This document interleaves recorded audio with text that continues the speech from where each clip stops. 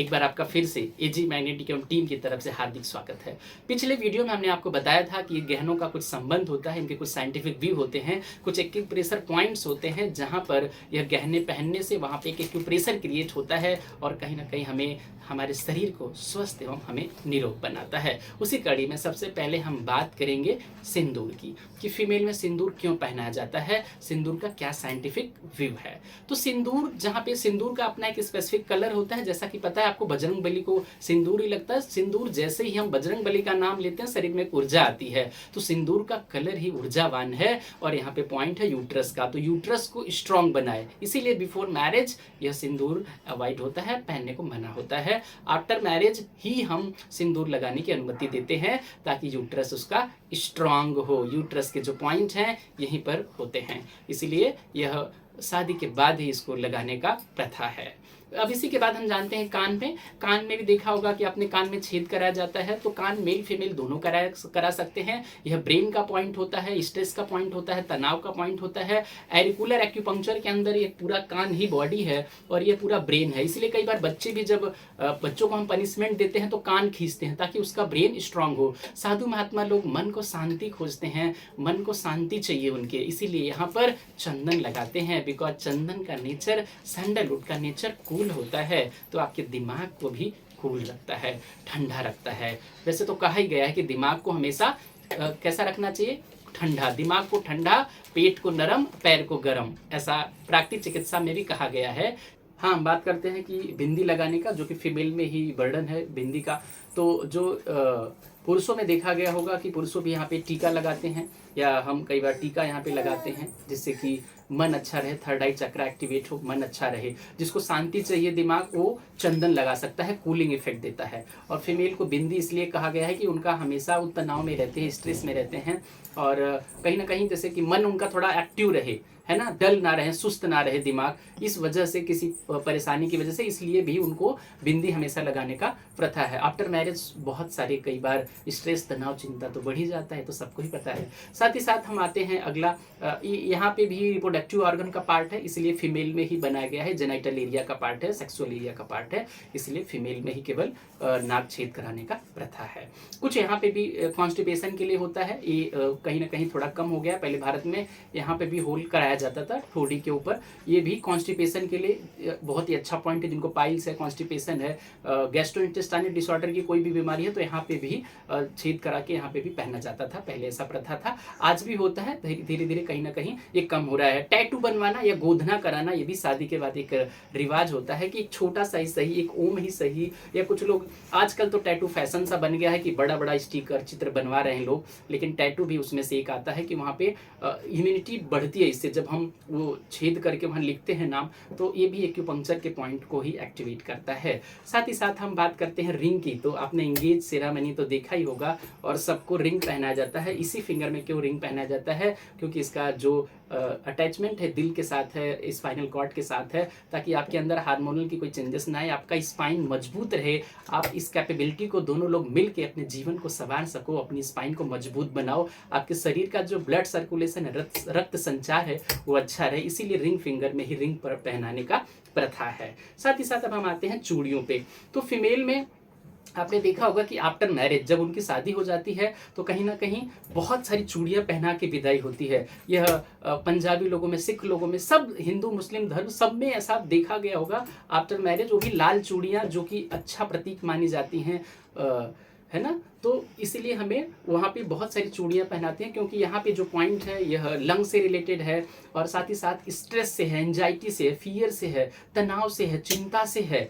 तो मन की जितनी बीमारियाँ, एंजाइटी है, फियर है, स्ट्रेस है, तनाव है, चिंता है, इन सब चीज़ों को कम करे। क्योंकि जब एक दूसरे घर से दूसरे घर जाना होता है तो कहीं ना कहीं चिंता तो बढ़ सकती है, उसका परिवार कैसा मिलेगा शादी के बाद, कैसे लोग होंगे, उसको कैसे समझेंगे। इसीलिए कहीं ना कहीं आफ्टर मैरिज देखा होगा कि खूब खूब श्रृंगार में लड़कियां रहा करती हैं आफ्टर मैरिज। तो यहाँ पे हमें वाकई में खूब चूड़ियाँ पहननी चाहिए आफ्टर मैरिज। लेकिन अच्छा ये भी कहा गया है कि जो चटक गई चूड़ियाँ टूट गई नकारात्मक ऊर्जा को लाती हैं, इनको तोड़ के फेंक देना चाहिए, इनको नहीं पहनना चाहिए। तो आप ये जानते हैं। तो आपने देखा मेल में भी कई बार पहनाया जाता है, तो मेल को इतना ज़्यादा तनाव स्ट्रेस नहीं होता है सही मायने में कई बार तो, लेकिन हम वहाँ पे कड़ा पहनते हैं। कई बार आपने देखा है कि रक्षा बांधते हैं, कड़ा पहनते हैं, या ब्रेसलेट पहनने का भी प्रथा है। ये कुछ लोग स्टोन पत्थर भी पहना करते हैं, रुद्राक्ष पहना करते हैं। तो यह सारे भी ये रफेज होते हैं, एक्यूप्रेशर क्रिएट करते हैं, इन पॉइंटों को हमेशा दबते रहता है पॉइंट और होंगे। साथ ही साथ पहले एक बाजू बंद हुआ करता था, और कुछ लोग यहीं पे ताबीज भी पहनते हैं। तो ताबीज भी यहाँ पे लंग का पॉइंट है, जो हमेशा शरीर के अंदर ऑक्सीजन बनाए रखता है, ऑक्सीजन की कमी आपके शरीर में नहीं होने देता है। तो ताबीज एक फेथ का भी विषय है। लोग कई बार एक फेथ भी विश्वास करते हैं उस स्वर पे, उस ताबीज पे, लेकिन मेरे हिसाब से वो एक्यूप्रेशर पॉइंट भी है जो प्रेस होता रहता है, शरीर के अंदर ऑक्सीजन की कमी को नहीं होने देता है। साथ ही साथ जो यहाँ पे एक करधन पहना जाता था, करधनी या करधन, या एक काला धागा भी पहनाया जाता था बच्चों को, या सब लोग पहना करते थे। पुराने जमाने का यह रूप है, पहले से समय से सदियों से यह चला आ रहा है, यह भारतीय इतिहास है। तो आपने देखा होगा कि ये जो है ये कभी भी जेनाइटल एरिया की प्रॉब्लम से बचाता है, साथ ही साथ आपको प्रोस्टाइटिस से बचाता है, साथ ही साथ आपको हर्निया नहीं होने देता है, हर्निया से बचाता है कि आपको हर्निया जैसी बीमारी ना हो सके, इसलिए यह पहनने का प्रथा था। साथ ही साथ फीमेल में पायल पहनाया जाता है। तो पायल जो है रिप्रोडक्टिव ऑर्गन का पार्ट है, जैसे कि पहले पे तो मोटे मोटे कड़े पहनाए जाते थे फीमेल के अंदर, ताकि वहाँ पे जो यूट्रस का पॉइंट है, रिप्रोडक्टिव ऑर्गन्स का पॉइंट है, तो उनको सेक्सुअल कोई बीमारी ना हो। खास करके आज देखेंगे क्या पीसीओडी बड़ी कॉमन सी बीमारी हो गई फीमेल में। तो पहले इतना नहीं हुआ करता था, लेकिन लोग चांदी के मोटे मोटे कड़े पहना करते थे। पायल पहनना फीमेल में कंपलसरी है, ताकि उनको जो पीरियड्स का एवरी मंथ पेन आता है उससे वो निजात पा सकें। तो भारत ऐसा देश है जहाँ पे इतनी सारी ज्वेलरी पहना जाता था, और यहाँ पे हर माँ बाप अपनी बेटी को शादी में थोड़ा बहुत गहने तो इसीलिए देते हैं, चाहे थोड़ा ही दे, चाहे चांदी के ही दें। तो इसलिए भारत एक ऐसा देश है जहाँ पर गहनों का इतना ज़्यादा कहीं ना कहीं योगदान है कि ये शरीर को स्वस्थ रखे। तो यह ज्वेलरी केवल ये सुंदर दिखने का, सौंदर्य का विषय नहीं, यह स्वास्थ्य का भी विषय है। तो हमें इस तरह से इनका इस्तेमाल इनके हिसाब से करना चाहिए। दूसरी एक बात और, नाभि से, नेबल से ऊपर हम गोल्ड पहन सकते हैं, नाभि से नीचे हम चांदी पहन सकते हैं, ऐसा भी जिक्र आता है किताबों में। तो नेबल से ऊपर जो भी आप पहन रहे हैं वो गोल्ड का नेचर है ना, गोल्ड अलग नेचर का होता है, सिल्वर अलग नेचर का होता है। तो नाभि से नीचे सिल्वर पहनने का सलाह दिया गया है,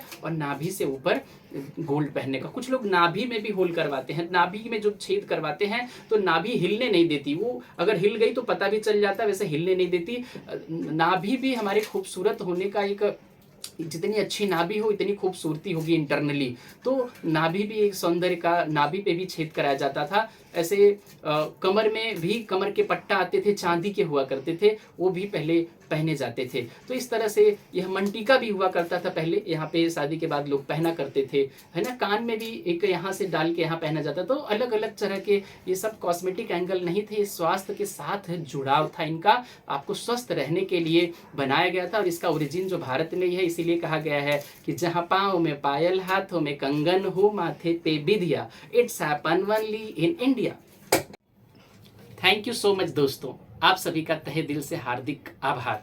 इसी तरह से आप सभी हमारे YouTube चैनल को लाइक और सब्सक्राइब करें, ताकि हम आपको नए नए वीडियो ला करके पेश करते रहें। स्वस्थ रहें, सुखी रहें, हंसते रहें, मुस्कुराते रहें। धन्यवाद।